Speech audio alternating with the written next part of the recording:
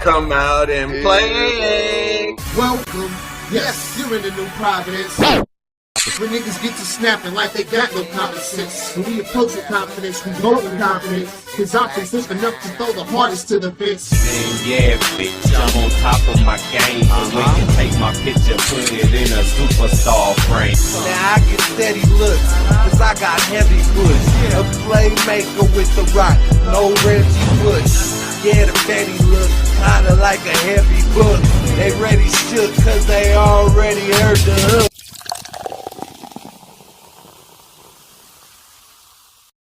What's going on, world? It's your boy VO the Face.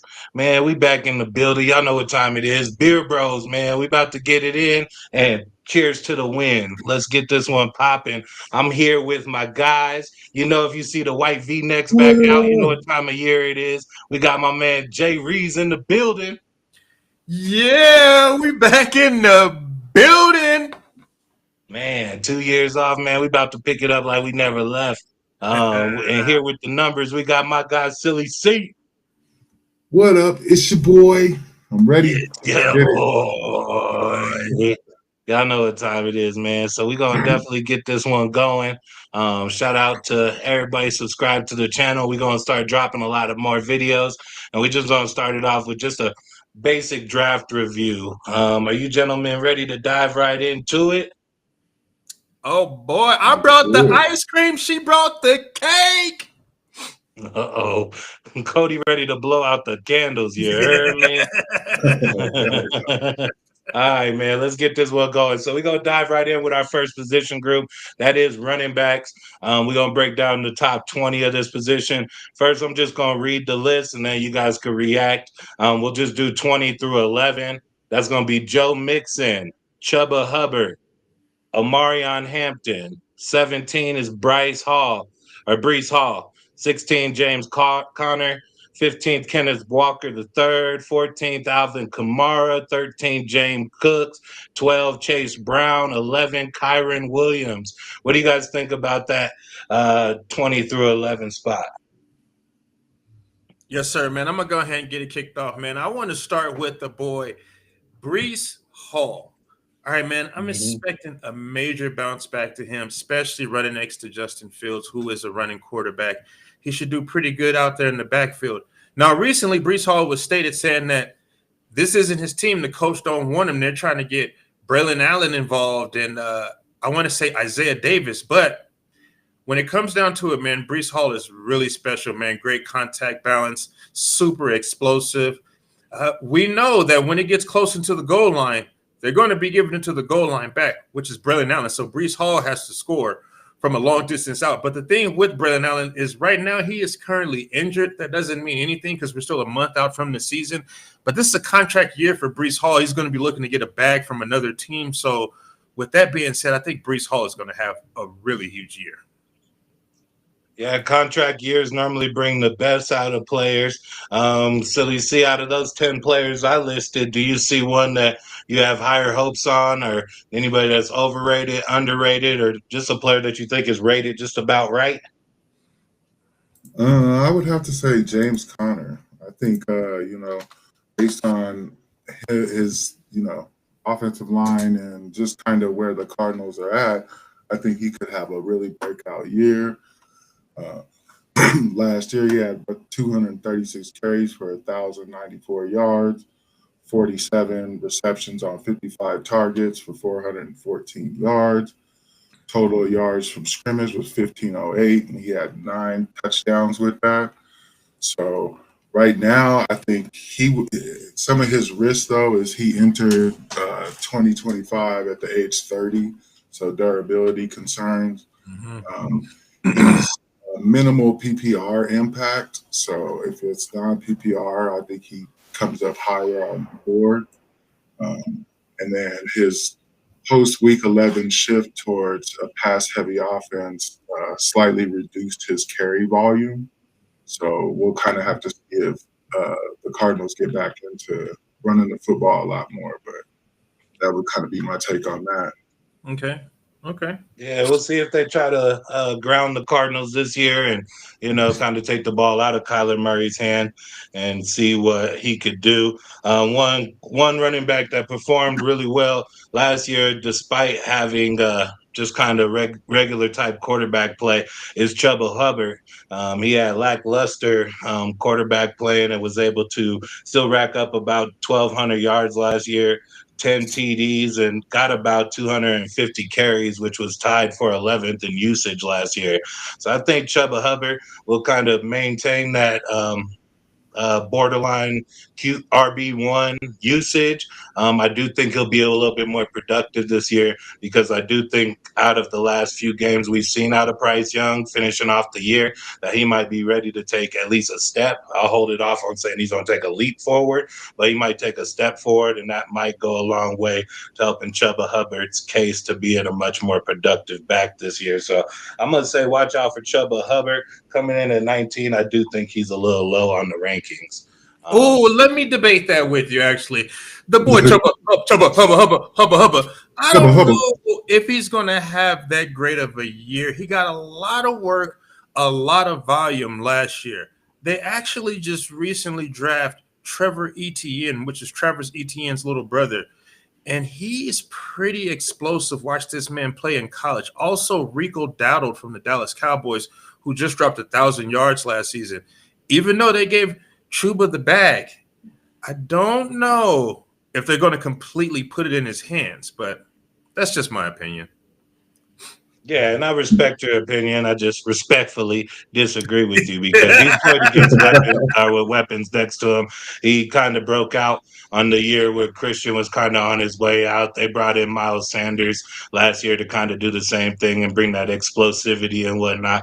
And one thing that's working for the Panthers in that NFC South is just a steady dose of Chuba. So I look forward to just rocking on with Chuba Hubbard and seeing what he's able to get done this year. Let's move into the top 10 running backs. These are going to be all names that you kind of expecting up here. We'll just see if you guys think they're too high, too low, or ranked just about right.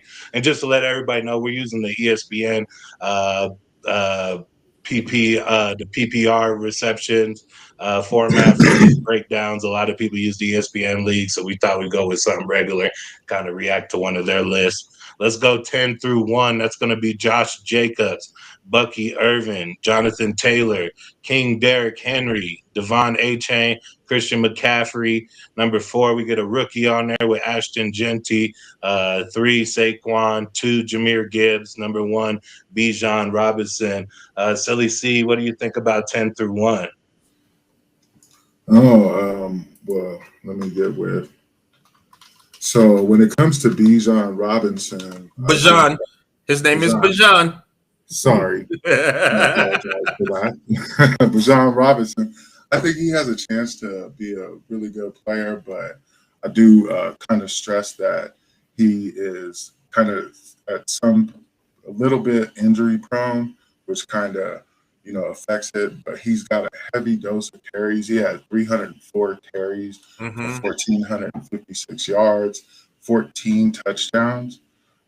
But he also reeled in 61 receptions with 431 yards and 1 touchdown. He averaged 20.1 points per PPR leagues. So he also was a Pro Bowl selection, which I think, he kind of got snubbed a little, should have been a little higher. But again, potential risk injury or injury risk due to high volume. Teams and his team's overall performance may vary from game to game, so you never really know what help he's going to get or how blocking will be or here and that.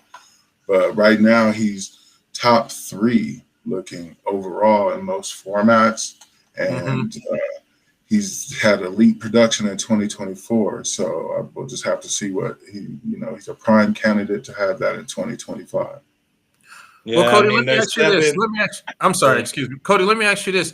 Do you think Bijan Robinson could finish not number 1 overall, but number 1 overall amongst running backs? Since he is being selected, I want to say 2nd or 3rd on the overall list. Can he finish number 1? It's hard to say from year to year. It's really hard to pick that number 1. but I think he has a really good chance. Mine, as long as he doesn't get hurt, he gets enough carries to be one of the I would say top 1, 2 running backs. So I could say he has a chance for number one. Okay. All right. What do you think about your running back in that top 10, Jay Reese? Man, I'm sorry. I'm gonna have to touch on a couple dudes. I want to start with Saquon Oh, Barkley. whoa. Number one, he had whoa. Pause. Pause. Saquon Barkley, man, he had well over like 400 touches last year. Usually, history shows that you do not come back and repeat as a number one running back, let alone even a top 5 running back in fantasy. Next, I want to go to Bucky Irving. With me talking about Bucky Irving, Cody, do you mind pulling up Rashad White's numbers from last year? Because Bucky Irving coming out of the backfield, he was a rookie. He started real slow, but really gained steam coming down the stretch. Now, Bucky's a little guy. He can't really handle that many carries, but the carries that he does get, he's really efficient with it. So you keep Bucky, I want to say, between 12 and 17 carries. He could easily end up as a number one fantasy option at running back. But also his running mate, everybody wants to write off Rashad White. I don't know if you got those numbers yet, Cody, but Rashad White was actually pretty decent last year. So this may be a backfield where you can actually grab 2 players. So yeah, I would have to agree with you. Last season alone, he had 104. Rashad White had 144 carries for 613 yards, 3 touchdowns. Not too impressive, but he had 51 receptions for 393 yards for 6 touchdowns. So he had 9 total touchdowns. He finished his RB24 in most PPR formats. RB2. And he averaged 12.5 points per game and totaled at 199.6 in a PPR league. So I think, he has a chance to get quite a bit of work. And I think they, 1-2 punch to answer your question. All right, man. The last dude I want to diddle, all Diddy, that boy Ashton Genty, man, like the number 4 running back coming off the board, but I feel like he has the potential to end up being the number 1. Yes, he plays for the stinky Las Vegas Raiders, but man, he's playing under Pete Carroll, who's real run heavy in his scheme. Also, man, I just want to get you some numbers that I put together. I think that Ashton Genty can easily have well over 250 carries, 1,100 yards, 8 touchdowns, 300 receiving yards, and add 3 more touchdowns to that. I don't know, man. I think this could be a real special year for Ashton Genty, who's super explosive. He has great contact balance. And I'm telling you, man, this fool is a tackle-breaking machine. Yeah, just to kind of piggyback off that, week 1 last year in college versus Georgia Southern, he set that Boise State record with 267 rushing yards and 6 touchdowns. Jeez. So, Yeah, I mean, there's question marks littered throughout every fantasy football draft, and a bunch of question marks in his top 10. Like, Bijan, will he get the opportunity? Saquon and Christian, will they stay healthy? How will Devin A-Chain be able to perform if he stays healthy? But I think the only one in there that's a guaranteed RB1 that you're going to get production out of is King Derrick. And I know he's on the wrong side of 30, but anybody opposite of him is on the wrong side of the field because they can make it a long day for everybody that he comes in contact to. So I think,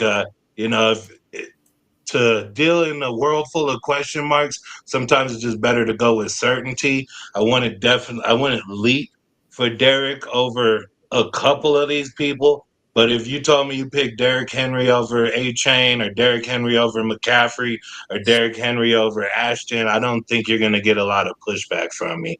Just going to say Derrick Henry probably is the safest first-round running back because I do think Robinson is a question mark. I think Jameer is definitely going to be problematic, but he's probably in the backfield to have the 2 most talented running backs with him and Montgomery being a duo. So I just say, hey, if you're looking for that steady, old fast, truck, that old reliable A to B bucket, it's gonna get you there. Take that 85 gas, and you gotta put premium in it. You know what I'm saying? Just that regular unleaded, and you're gonna get you to where you gotta go. Derrick Henry is gonna be the safest pick in that top 20. Are you guys outside of the 20, is there anybody that you guys wanted to touch on? I know Jay Reeves, you're the diddler. So is there anybody you wanted to touch on outside of the 20? Anybody we missed? Anybody you want to speak about? If not, we could keep it pushing to the wide receivers.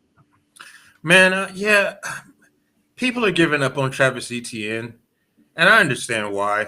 He hasn't been good for almost a year and a half, but something's telling me he could have a bounce back season. Now they did get the rookie Bayshaw Tootin.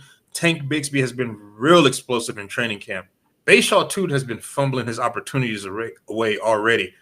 But Travis Etienne, I feel like he could have, if not a bounce back, maybe a little jump back. I don't know. Travis Etienne, he could possibly do some things and be a solid RB2 this season. So don't sleep on Travis Etienne this year.